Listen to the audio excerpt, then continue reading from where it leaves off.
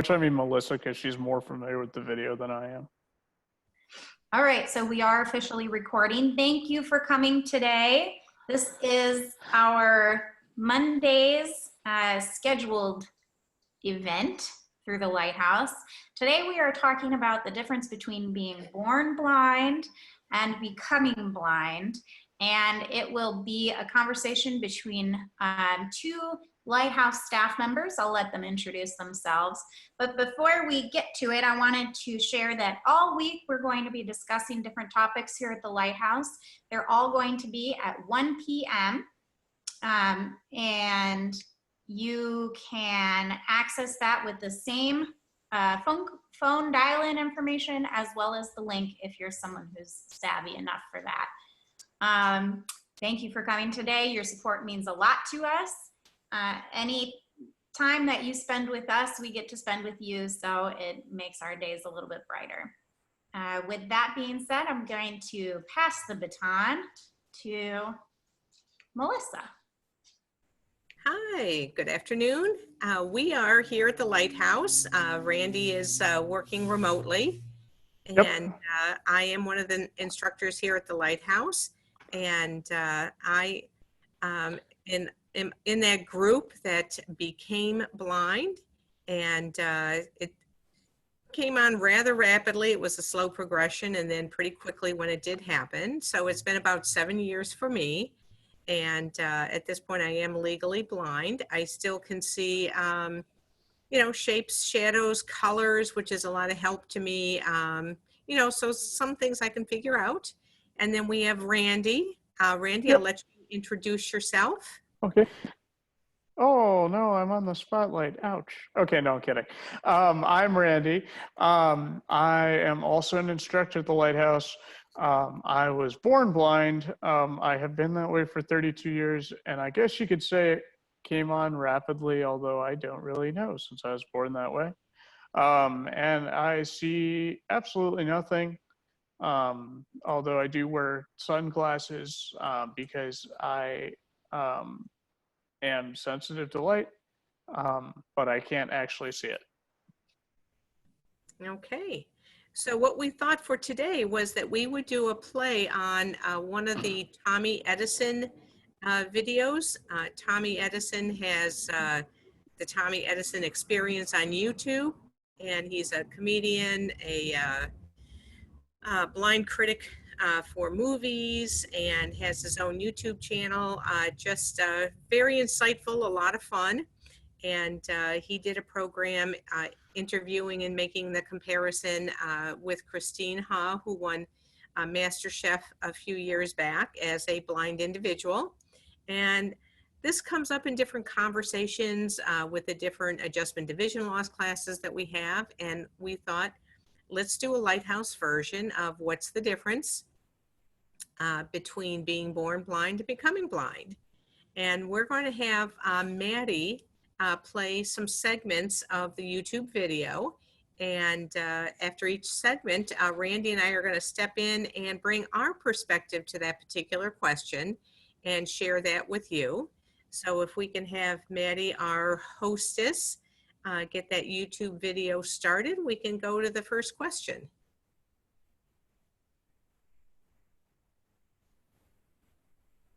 And wait for it, people. Yep. There it goes.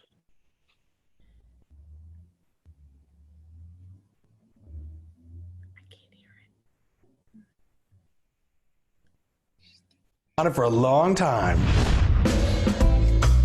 One of the most popular requests we get in the comments is for me to sit down and talk with somebody who's lost their vision later in life. So today I'm joined by Christine Ha. How are you? Good. Thanks for having me, Tommy. Thanks for being here.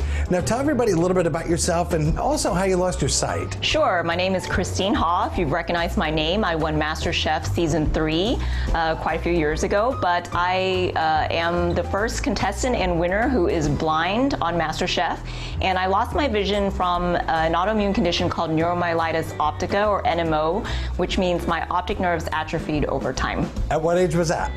I lost my vision in my 20s, so I would say starting about 17 years ago or so, but it was very gradual, so it was over time, like maybe 7 years. So today we're going to explore the differences of someone who's blind since birth like myself, or somebody who's lost their sight later on in life like Christine has. So Ben is going to ask us questions about everyday scenarios, and we're just going to talk about our experiences. Now, if you watch this video, don't forget to go over to Christine's channel and see the collab that we did over there. You all set? Mm-hmm. Feels like a game show. Well, that's after the bonus round. Can you describe what you're able to see? I see what the doctors call counting fingers in both eyes at about 10 to 12 inches. That's medically speaking. For layman's terms, I say I see some light, some shadows, very foggy. I describe it mostly as though if you were to come out of a very hot shower and you looked into that really steamy mirror because it's all fogged up. That's kind of what I see. That's my world. So I see just some shape and fog. Well, me, I really don't see anything. I have a little bit of light perception, although I have cataracts now, so it's gotten fairly dark. I don't see any shadows. I don't see any color. There's nothing. Okay. Are we back? We are back. Okay, so I'll start here first. I gave a little bit of information at the start of this. I've had glaucoma for over 30 years. But 7 years ago, I had some major eye loss and progressed pretty rapidly within 2 weeks and then over the 7 years more. So I am at what they call that legally blind state, where if you think about vision that you hear, people have 20/20 vision. I'm 20/2400, and I have less than 5% field of vision. Which if you think of a big circle and what that circle represents, think of less than 5% in that piece of the pie. And at any rate, it does make it a little challenging where it's a lot of shapes, color, color is still bright color, which I appreciate Randy's bright colors that he wears to work. Pastels and neutrals just fade away. But I do appreciate that I still have a little bit of usable vision and I can pinpoint a few things. So that is helpful to me. Okay. What about you, Randy? Yeah. So I was born with a form of retinal dystrophy, which generally speaking, and the easiest way to explain it, just means that my retinas, for reasons of genetics, did not form the way they were supposed to. So even back when I did have vision, it was something like 20/1000, which basically means that by the time I saw the truck, I was riding under the truck. I mean, I've never had that experience, but that's basically what it translates into. So now, it deteriorated. So now I don't have any at all, as I've already stated. And there's really not much to tell with that, unfortunately, because it's no vision and you can't really talk about nothing as far as that goes. Okay. Well, Maddie, let's move on to the next question.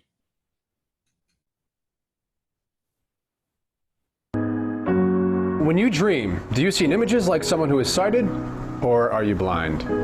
That's a really good question. I still dream in full vision, and I find myself often very sad when I wake up and it's not true. So I still see color, I still see things that I remember from, having been able to see before. So I still imagine myself as my 20-something-year-old self. So it would also be quite sad if I ever got my vision back and saw in the mirror how much I've aged.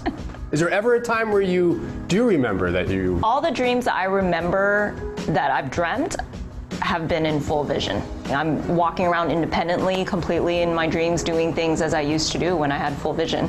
When I dream, I don't see anything because my subconscious doesn't know how to see. Therefore, I can't see in my dreams, right? See, Christine remembers what it's like to see in her brain, but for me, I don't. So I dream on my other four senses. I can smell, taste, touch, and hear in my dreams, but I don't see anything.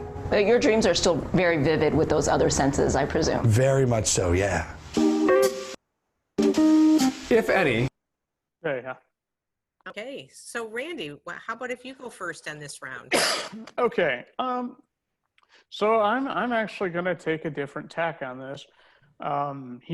Tommy. Yeah, he gave what most people would consider the standard textbook answer to that, which is that he doesn't see in his dreams. And the reason I call it that is because there are textbooks that say that people who are congenitally blind or born blind don't see in their dreams.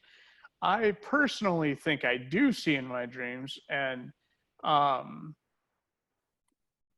and the biggest difference is that when I'm in my dreams, um, I'm seeing what the people there are seeing because nobody ever tells me I'm wrong. So my way of looking at that is that I am seeing in my dreams. It's just what I'm seeing is what my subconscious is processing. And even though there's no way to quantify it, I'm pretty sure it helps me with like my spatial reasoning and how I manage to put certain things together, even though I've never actually like seen those things a lot of times until they come out of the box. Okay, so Randy, I have a question about that. Sure. So he said that he has the other senses in his dreams. Do you dream color or? Yeah, I do actually. It's just that like but I'm dreaming my conception of it.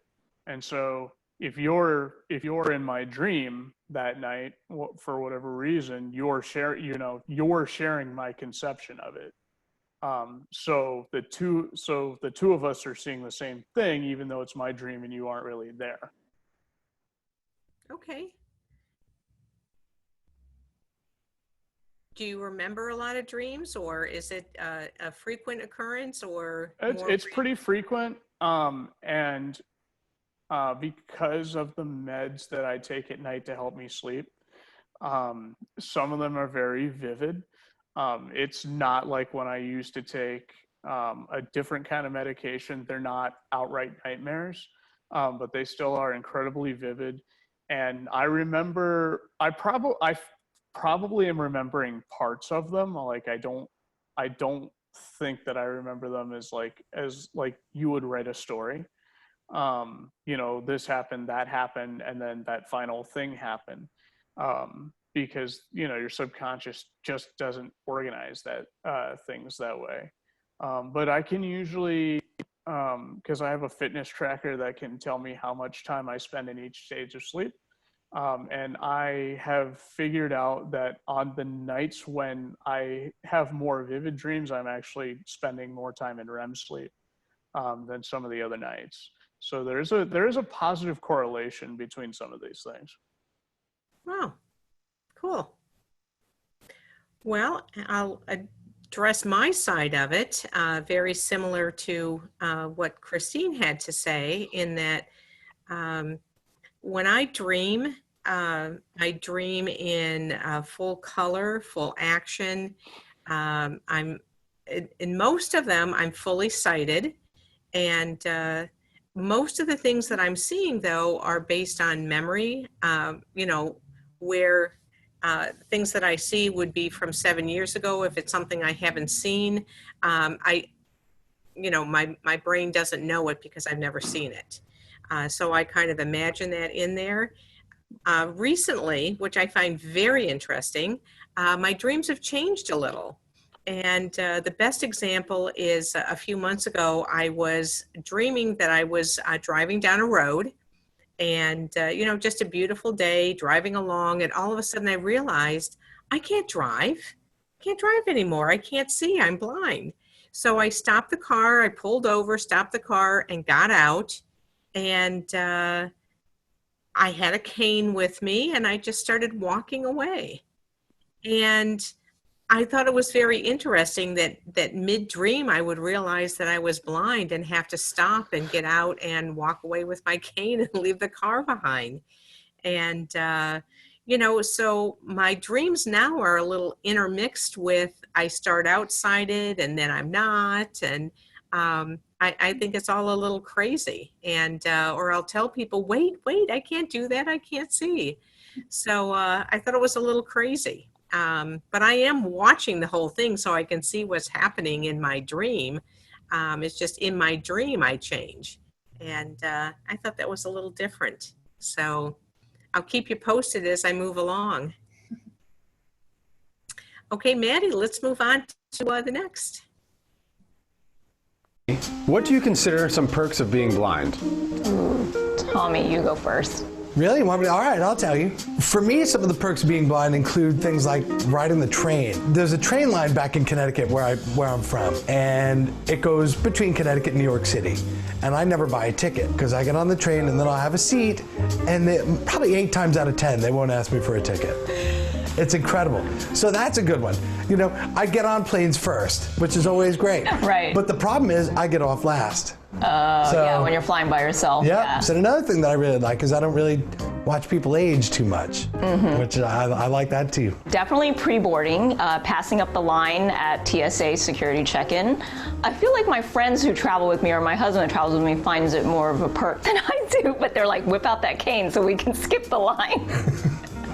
So I think it's definitely an advantage. I find that I'm much less judgmental than I used to be. I think I like that because I don't like being judgmental, but everyone has a little bit of judgmentalism in them, I think, that can't be helped just based on how you grow up or what you're exposed to. But now I cannot base anything on people's appearances. I really cannot judge a book by its cover, and I'm glad about that.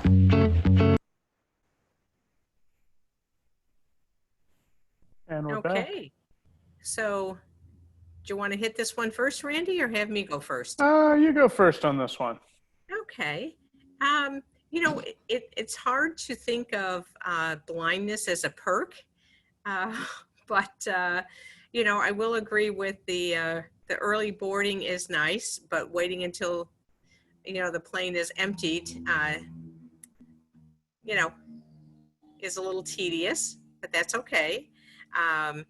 I did find a perk. I am moving on Wednesday and having new cable installed at the new house on Saturday. And they called to say that the technician would not be able to come in and run the wires and set up my, you know, Wi-Fi and cable, that I would drop the equipment and I would have to do it myself. And I said, wow, I said, that's going to be a little bit of a problem for me. I am blind, and I'm not sure I could do that independently. And she talked to a supervisor, and the technician is going to come in and do the installation, which I do appreciate greatly. And I do feel as though whether I could see or not, I probably wouldn't be able to do a proper installation and run the wires. So I am pleased with that.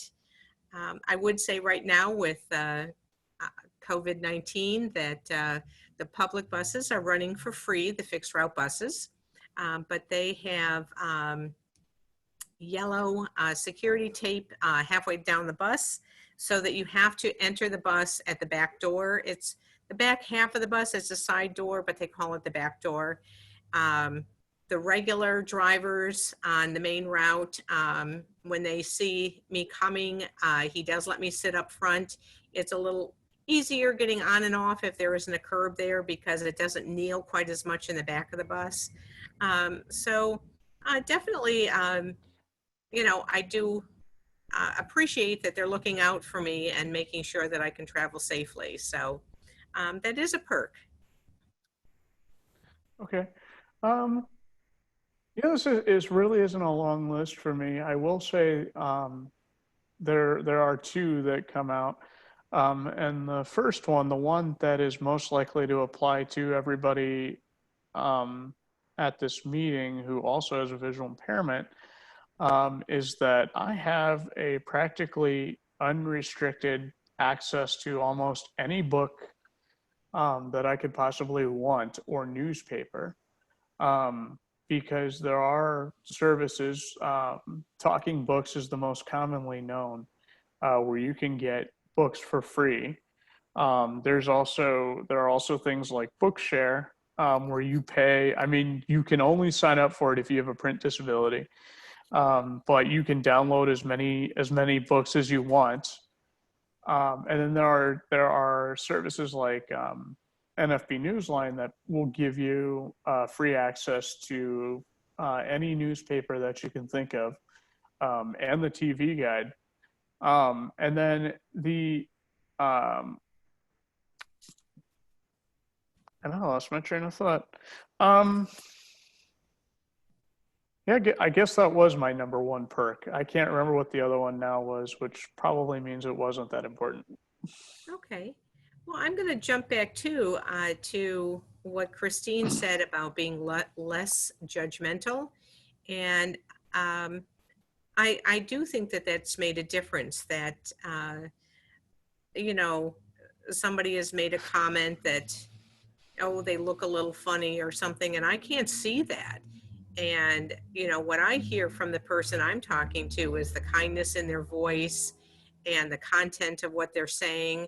And you don't have those other things, whether it's clothing or, you know, appearance or other things to, you know, sway your opinion one way or the other. It's just, what is the content of that conversation and that person, and how do they behave? And I do like that, because you don't have that interfering information to skew your thoughts.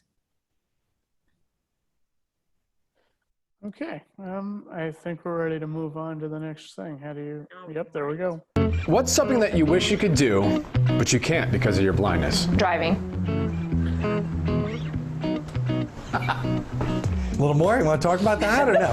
Oh, I think it's because I always loved to drive ever since I started driving when I had vision. It makes me feel very independent. I grew up an only child. I lost my mom when I was young, so being independent was very much a part of me. I loved running errands by myself. I loved just doing a lot of things by myself, using my car as a vehicle. So when I lost my vision, I think that's what I miss most. I used to drive a manual, so I found it fun. Driving was kind of, I wouldn't say a hobby, but it was definitely something I like to pass the time with. It was kind of my alone time. Second most thing I miss is watching foreign films with subtitles. For me, I would like to catch a ball.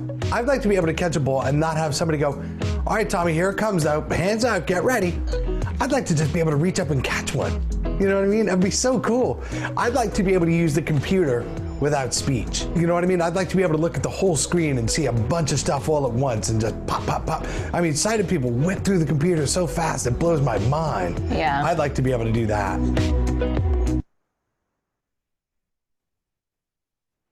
Okay, Randy, you're up. Okay, so this one's a little niche, a bit of a niche market, but I've always wanted to be able to go to something like Comic-Con or one of those events and be able to take in all the stuff all the things that are there to be taken in visually. And I've been to Comic-Con, and I mean, I can go, but I miss out on a lot of the action. You know, a lot of the things that people take in just walking around. I also, and just to expand on that, I also would like to just be able to people watch. Because I have a feeling that if I could do that, I would be really fascinated by that. But when I don't have, you know, things like the visual stimulation that people get when we go to stores or theme parks or stuff like that, my experience is, you know, you'll be walking along with someone and you think you're going in one direction, and all of a sudden they see something and run off in another direction, and they never tell you why. Until we get there, and then you're like, well, this really wasn't worth the trip. But, you know, I would just like to be able to make that decision by having that visual stimulus. Fair enough. Have you ever driven? No, well, yes, actually, not independently, of course, and all of you should be grateful. But I drove a go-kart, a few boats, a car, one of those ATV things. And that's only the stuff in the real world. We're not going to talk about video games, but nobody gets hurt in video games, so you can drive all you want. Well, I have to admit, I miss driving, and you know, I miss having that independence that you know, being able to jump in a car, go run an errand, go pick somebody up if you wanted to. I used to be that person that would help somebody else out. You know, if a family member was sick, to load up the car with supplies and go cook some meals and put it in their freezer and drive home. And I miss having the ability to do that and the independence. I think that learning to navigate without that has been a challenge, but it still happens. I think the other thing I would love to be able to see my grandson just give me a minute so I can soak him in and see what he looks like. I have a pretty good idea by, you know, giving me a little kiss on the cheek and rubbing his head that I know how tall he is and how big he's gotten, and laughing together. But I think I would like that for a few minutes, to be able to see my family, even if it was for just a little bit, to get a glimpse of them. But anyway, if anybody wants to take me out on a country road for a drive, I would love to do that. I am uninsured, but hopefully we wouldn't hit anything, but I would absolutely love that. And I think that's it from my end. Maddie? Yep. Do you keep your eyes closed or open, and why? For me, I keep my eyes open because I still retain some vision, so I'm trying to use as much sensory intake as I can. I keep my eyes shut most of the time. I really do. To keep my eyes open, it's using muscles that I'm really not used to using. So it's very fatiguing. I get very tired. I have to keep my eyes open for like a couple of minutes even. You know, it's a lot of work to keep them open for me. So I'm much more relaxed with my eyes shut. You need little weights for your eyelids. Okay. Oh, we're still going. There we are. Okay. So Randy, open or close? Probably closed. They do open, but I can also tell you that when I start to get tired, they are the first thing. They do close, because they are the thing that is the least useful for me, and so I cut the power to that particular thing. But now, and that was before I wore sunglasses virtually all the time. Now I wear them, and people can't tell if they're open or closed or not. But I imagine that they're open, probably because the light isn't hurting them, and I can tell because if you keep your eyes closed, especially like if you squinch them tight, like against bright light or something like that, you get really tense in your face muscles. And when I started wearing the sunglasses, that was one of the first things I noticed right away, was that my face didn't feel as tense. So they're probably somewhere between half open and half closed, honestly. Okay. Well, I keep my eyes open because I do have some usable vision, so that information that comes in to let me know, movement, shape, color is very helpful. I will say that the glare after a period of time is very tiring, whether it's fluorescence or direct outdoor light, not the ambient light, but direct light. It makes your eyes very tired, and you want to close them and kind of block some of that out. But otherwise, it's open to a point until they're tired at the end of the day from too much stimulus.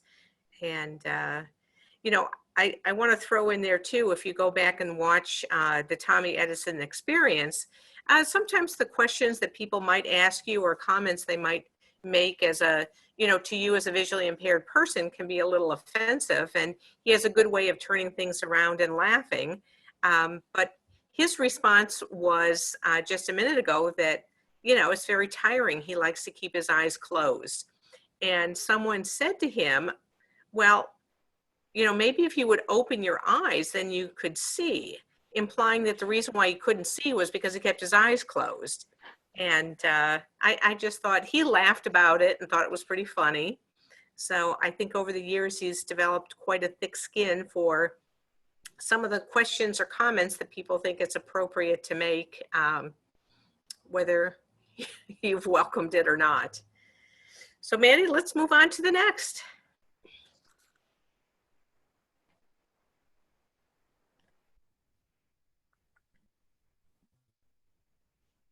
Would you rather have lost your sight or be born blind? That's also a tough question. I think that I only know my paradigm, so I think I would say I am glad that I had vision and then lost it, although I can see someone's point of view maybe from the other way, but I feel like I can remember what my husband John looked like when we met. I can remember colors. So for me, I am glad that I lost my vision later in life. I think if I had vision and lost it, I don't think I'd be as much fun as I am today. I think I would be a real crank. I think I'd be very angry and upset. I feel so much better knowing what I'm not missing, right? If I knew what I was missing, I think I'd be very upset about it. This way I don't know, and I can completely do things my own way, and it's all good. To know what I was missing, I think would really drive me crazy. If you could have surgery that would... Oh, let's stop right there. Yeah, I was going to say, those two kind of things lean into each other, but that's all right. Yeah, true. Okay, I think it's you that takes this one, isn't it? Oh, okay. Well, I think like Christine said, I only know my experience, and I think that there's a lot of things that I utilize to navigate using my memory. And, I know I've said before, there's a little bakery downtown that I really like, and it's down a side street and it has a red door. And I can't really see any detail of the red door, but when I see that color, I can find the door handle, and get in. I mean, as you get closer, you're going to use your sense of smell anyway. So I think that, for me, knowing that I know what the shape is, I can make a correlation between things, and I'm not always right, but I can assume things by using my memory of what's there. I think that growing up my entire life cooking with my grandmother, my great aunt, and then for my family, I think I developed some cooking skills that I love to cook now, and I've had to make some adaptations.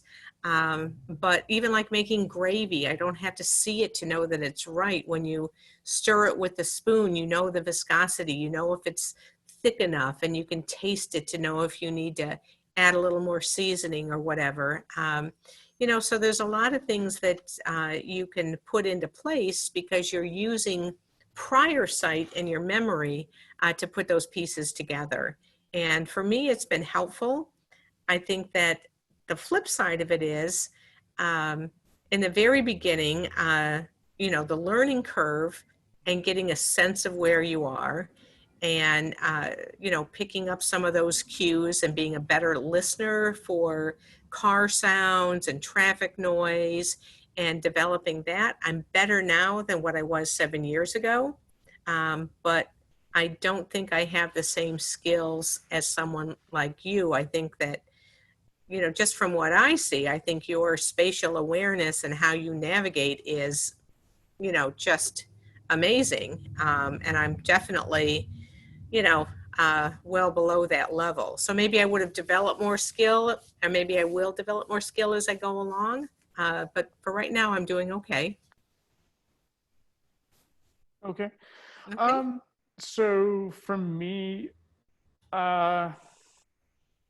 honestly, based on my own experience and what I watch a lot of people go through when they lose it, I think the way that I ended up where I am is probably the best way. And I feel that way because I see like a lot of people that are, when they lose their vision, like I can't pick up on this thing now, or I don't know what this thing, looks like anymore. How can I enjoy, I don't know, X, Y, and Z when you can't see it? And, meanwhile, I'm over here and I don't have vision, at least not in the clinical sense. But there are four other senses that the human body has, whether or not you have or whether you have or don't have vision. And so a lot of the things that people think come visually, I'm getting through other means. And so a lot of the differences that people fixate on seem extremely arbitrary to me. But I mean, I can appreciate that it's a loss for people, and and I have to help them through that a lot because of my work. And I think for me to never have to actually go through something like that is probably the best way it can go. Okay. I do think part of it is that we're so used to being visual that's our go-to. And one of the things we started doing with our adjustment to vision loss course is on the first day to play a little game, What's in the Box? And the first day, what we did is we put a baseball in the Spoiler box. alert, it's Pringles. Oh, or Pringles for Randy. You put something in the box and you can't see it. You have to put your hand in and, like for the baseball, feel the size of it, the weight of it, the laces. Or for Randy, I put in a package of Pringles and you feel that cup shape and that tin foil lid on it. And that was just an exercise to start thinking, what is your first response to try to figure something out? Should it be looking at something that you can't see, or, let's give a feel. What does it feel like? What does it smell like? Give it a shake. What does it sound like? So some of it is just retraining what our first response to things around us. So, and if you've gone 50 years or 60 years doing it one way, it takes you a minute to redirect your brain and do things a little differently. We're not as good as you, Randy.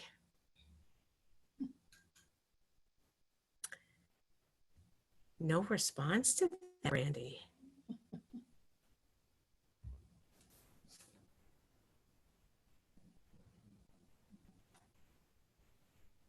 If you could have surgery that would help you see, would you do it?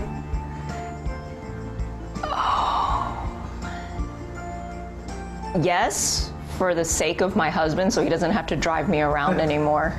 Yes, I would have to try it.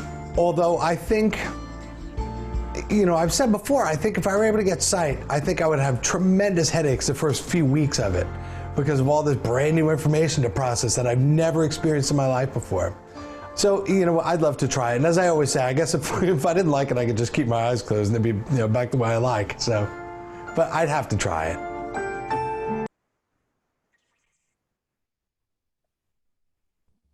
I think this one's me, isn't it? It is. Okay. So I would probably do it out of curiosity, but I also don't think that I would use it to replace what I already do. If anything, I would supplement it, but I expect that the experience would be more of a novelty for me than anything else. But I am kind of curious. I remember a time when I used to think that I wouldn't do it just because I thought it would be extremely overwhelming, and I still think it would.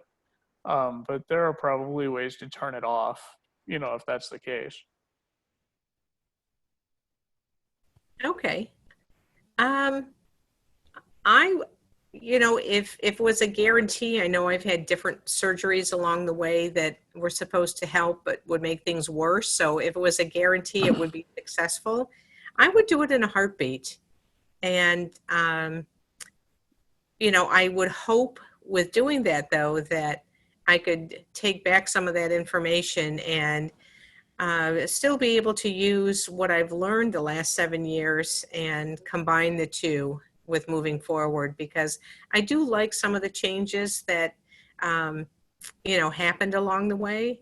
But I still would love to see family, friends, my grandson, some flowers, a hummingbird, and, I would definitely give it a try.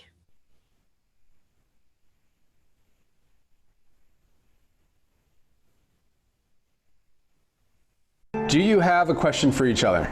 I'm curious to know, because you're known as the blind film critic, what are some of your favorite movies? Goodfellas, I love that movie. It's, it might not be your thing. I like Goodfellas. Oh, good. All right, good for you. I love Clerks. Clerks, The Kevin okay. Smith thing. It's all dialogue driven. Yeah. It's wonderful. The one that will surprise you is a film called Hugo from a few years ago. Okay. It's a Martin Scorsese thing. It's a 3D one. Yes. And I hear 3D and I panic instantly. I'm like, Yeah. oh, this can't be good. And that movie was wonderful, just from start to finish. It was so compelling and captivating, and I just fell in love with all the characters and all the situations. And Manchester by the Sea I loved. Moonlight is wonderful. I really enjoy that.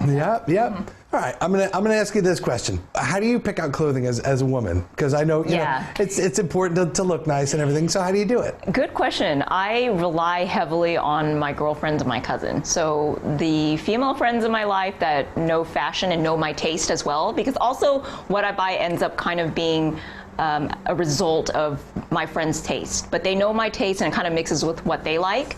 But I'll tell them this is what I'm looking for, and then we'll go shopping together either online or in store, and then they'll describe me things, then I'll try it on. So that's how I go shopping. I wish I could do online shopping more, but I've found that descriptions on a lot of websites are not very descriptive when you're using your screen reader. So, for example, some makeup brands will call their colors things like LSD. Or like things that I'm like, well, what does this mean? Like, is it very colorful, or, what is this color? I've spoken about it before, the importance of designing your website well and adding descriptions, not trying to be all like smart with your descriptions, but sometimes we just need straightforward descriptions of things. Christine, thank you so much. Okay, Randy, let's jump back a step. That was a two-part question. Yeah, it was. What are some favorite movies of yours? So I don't really do a lot of movies. I've always enjoyed books more. But if we're gonna go down that route, the original Aladdin, basically like almost any of the Disney musicals, but also Avatar, The Watchmen, the original Jumanji. The new Jumanji is good, and I actually ended up getting more out of that because it had audio description, but I did like the original one. I did like the original one better, and so those are just a few of those. Okay. Well, and I know I like some older movies like Gran Torino. I know I like Nobody's Fool. It's got Paul Newman in it. Some older ones. I did enjoy, I remember watching with my kids The Lion King, and it was fun for me to go to the new release of The Lion King with my grandson 3 times. Thank you very much. So that I enjoyed because I had a memory of it, and plus it was, feeling the excitement through him of enjoying a movie. So that was a little bit of a BOGO for me. So Randy, how do you choose your clothing? So the secret is I usually do it by texture. So people who work with me in the office will remember the saga of Randy is trying to find polos, because I was very particular about the texture of my polos, particularly at the sleeves, because some have like really tight sleeves that kind of grab the arm, and others have sleeves that are on like more of a normal shirt. And I figured out that golf polos or polos that are marketed towards like sporting things tend not to have those tight sleeves. So I mostly do it by texture. Color is an afterthought. I do that more for the benefit of people around me. And I just pick out whichever color sounds like it might get people's attention, which is how the pink shirt that some of you can see now come about. And it's a very nice soft texture. It feels like silk. It's not silk. It's like synthetic polyester, that kind of thing.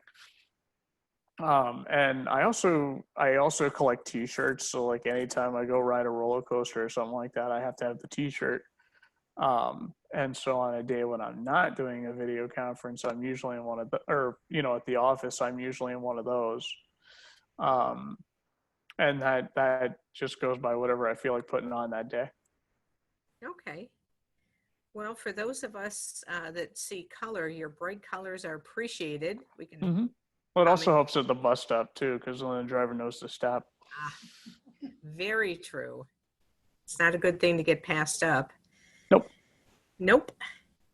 And I have found that I tend to migrate back to the same couple of stores that I know what size fits me. I know what's comfortable, and I'm going more for comfort. If I'm riding the bus and then here at work, I want to look nice, but I also want to be comfortable for the day.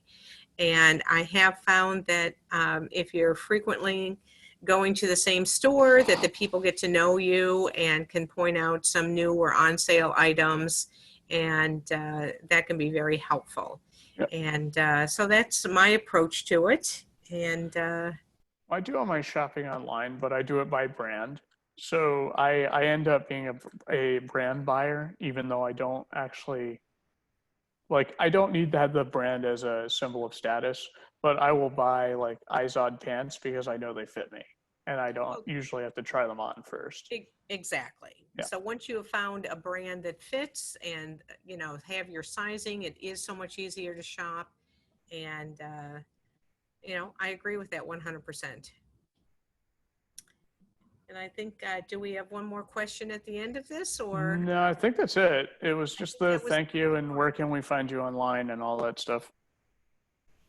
So I hope for everyone you've enjoyed the conversation. Randy's take on being born blind, my take on becoming blind. And I think that the key between both of us is I think we're both accepting of what situation we're in, how it happened, the life that we're living. And I think that, coming to terms with some of that is important too. And I think that if Maddie could help us, if there's anyone that would like to jump in and give a take on what they think or ask either of us a question. Star 9 is how you raise your hand. Oh, how do you raise your hand, Randy? Star 9 is how you raise your hand. Star 9. But if you're using the computer, it's Alt-Y. And if you're using the touch screen, you just have to find the little hand raising icon, which I have no idea what it looks like. So hopefully you find it. The hand raising icon. Okay. Yeah. We often have trouble with people that can't use the number pad on their phone. So if y'all are okay with it, I'm gonna unmute everybody. I'm gonna unmute the people on phones. Okay, fair enough. It's simple. Hi, everyone on phones. Maybe it hasn't happened yet. Hello, Melissa, Oh, Randy, Maddie, and our other groups. Norm! No, Norm's It's Norman saying it was so nice to be able to join on the conference call, and very inspiring, and I hope you all stay safe through these really incredible times. You too, Norm. I hope you're doing well out there. Thank you, Melissa. I am. Anyone else want to speak up and add a comment?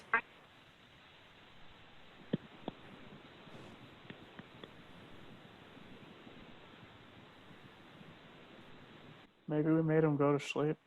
No, you didn't take so to sleep. This is Martha. Thank you.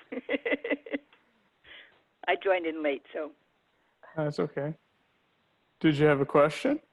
No, I just wanted to say thank you. I'm glad I got to hear you because I've heard a lot about you. It was all good stuff too. Okay, thanks. But the comments were very helpful about the shopping and also about the dreams. I'm losing my vision, so. Okay. And I tried to get on the Zoom thing, and I couldn't read it, so I went back to phone. And I appreciate all the Lighthouse help too. Good. Well, anything else you would like to add, Randy? No, I don't think so. Okay. Melissa and Randy, it's Melinda. Hi. As you guys know, I'm married to Rob, and he went blind 3 years ago. So I'm getting a little bit of his, what his, like Melissa, you were talking about your dreams. His dreams, he sees everything.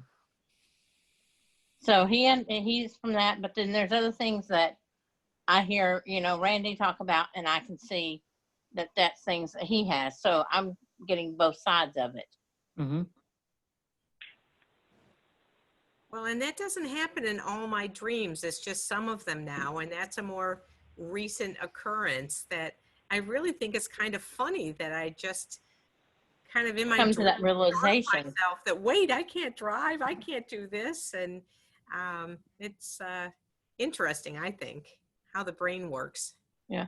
Well, we were talking the other day, and we were driving down the road, and I asked him, I said, honey, what would you be doing right now if you could see? He said, I'd be driving a truck, because he was a truck driver. Mm-hmm. So not being able to do that during this crisis we've got on has been hard on him. Well, I think Randy makes a good point that he, has been online and has some resources that he can turn to, as he is working from home at this point. And this might be a good chance for people to start thinking about learning some more technology and how to join some online groups and become a little more savvy with what we're doing. I mean, I know I'm learning. This is my first time, this last week and this week using Zoom. And this is my first time actually doing it with video chat, so I had to learn how to position the camera. Oh, okay. So, well, I mean, sometimes like the video comes on, but most of the people I chat with like don't care. This is the first time I've done it where it actually matters. Okay. And somebody wasn't running the camera for me. Perfect. So we're all learning, and I think that that's a good thing, that we can bring some good out of this situation and do some more down the road. In case you're not able to attend something, maybe our support groups down the road that we can add some video conferencing to and include more people as we move along. So let's see what happens. Yep. It's always good to learn something new. Yeah. Mm-hmm.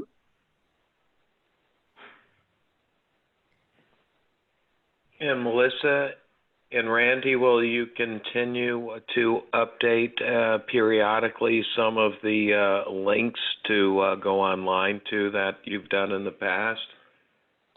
Yeah, we're kind of, go ahead, Melissa, sorry.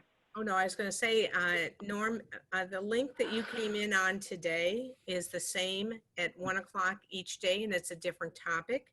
So if you want to stay connected with the Lighthouse for right now, that's one avenue. And then I'm going to turn it back to Randy because he knows some other online things that I'm not savvy. I do, and I mean, it really just kind of depends on what kinds of things you think you might be into. I know that American Council of the Blind, because I happen to be subscribed to their mailing list, they have like different Zoom meetings and teleconferences every night right now. Just because some people don't even have like a lighthouse in their area, and and so they went from being mostly isolated to completely isolated. So there's a lot of outreach. But then, if you're a little more into online things, there's plenty of stuff to get into. It really just comes down to like, what skills are you willing to learn, and how much do you want to be, in that platform? Because there's like a lot of things in life where, I think it was Randy Newman who said it. The walls aren't there to keep you out. They're there to figure out if you really want to be there or not.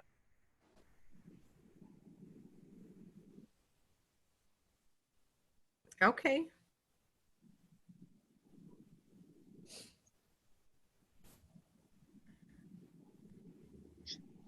Anyone else like to jump in?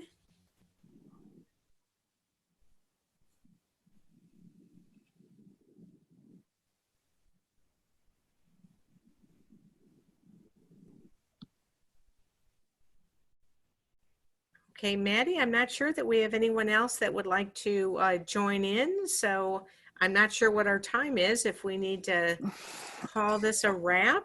And it looks like someone just raised their hand. Norm, did you want to say something? I did, because I got cut out to say, Randy, thank you very much for your input. And I just was really looking for more of general information. And so I'll... Well, if you want to give me a call outside of this meeting, I can do that, and I can figure out like what you'd like to participate in and point you in the right direction. Awesome. It's very much a thing of individual choice. So I'm not trying to be vague. It really just comes down to what each individual person would like. Well, I'm grateful for you very much, and Melissa and Maddie, and I'm glad to be a part of the participation today with you all. Good. So I hand the floor over to Maddie. Who's next? It's Maddie. Yeah. All right. Thank you, everybody, for participating today. I know that your time is precious. Hopefully this gave you some, we'll say, respite from either the boring things of today or the way too exciting things of today. We have events. I think Randy mentioned it. We have something happening every day this week. Oh yeah, it was back when I was doing mock voiceovers. Yes. You got here early enough. You were graced with Randy's pipes and telling us all about the events happening this week.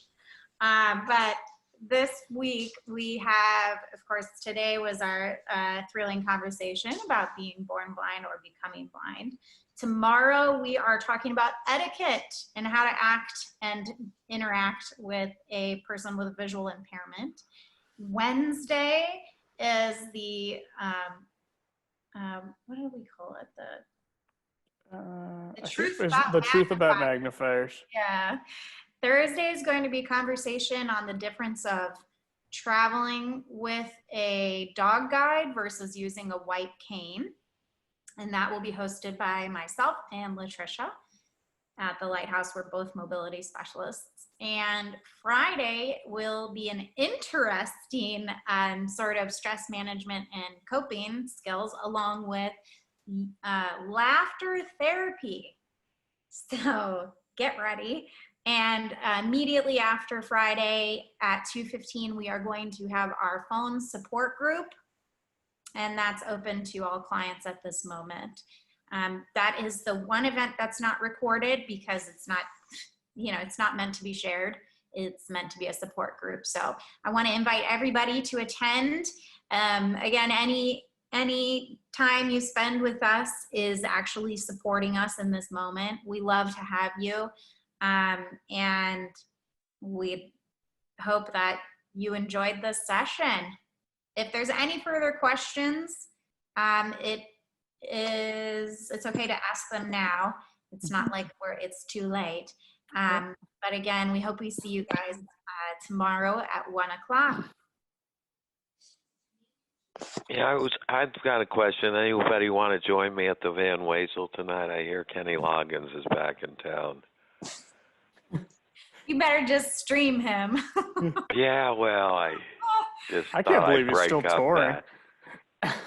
No, I'm not. He's sure not showing tonight, but Yeah. I figured that was safe enough where I could invite y'all without having to pay for you. Well, that was very generous of you, and also Yeah, very that was smart. very thought out, I must say. Wow.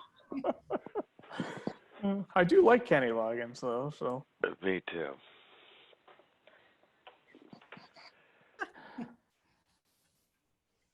Well, I'm very grateful for being able to have been part of enjoying your knowledgeable sharing of information. there you go. And thank you so much. Well, our pleasure. Thank Well, you to I'm everybody for coming today.